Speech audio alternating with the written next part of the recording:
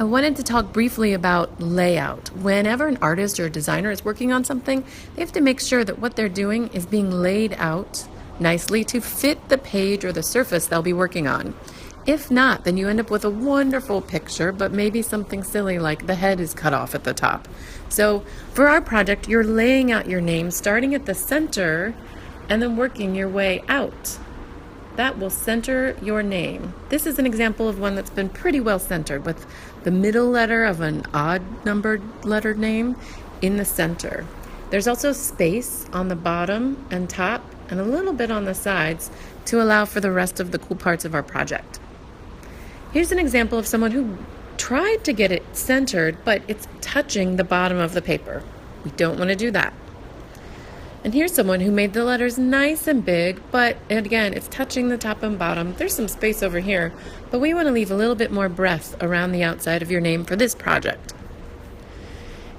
Here's someone who just kind of started on the left-hand side like they normally would if you were filling your name out on a form. And we're so used to writing our name from left to right that it's easy to do.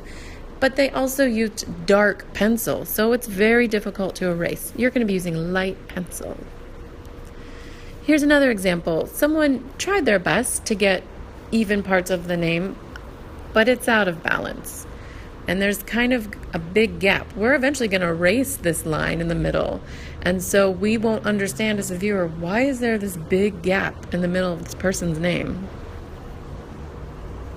So here again is that good example where the letters are medium size, they're big, spacious, they're a good skeleton for our graffiti name project with space around the outside.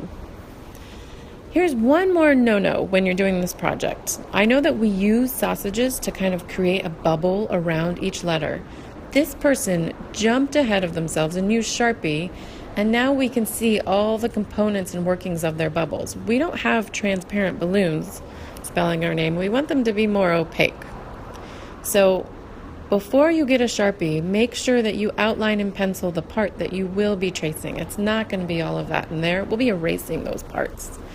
Instead, you're just going to be Sharpieing the parts that you want to show, not the insides and not the crossings. So right here, even though the E is crossing over the C, we won't see that. We're going to be erasing all of those pencil lines. That's all my tips for now. Have fun.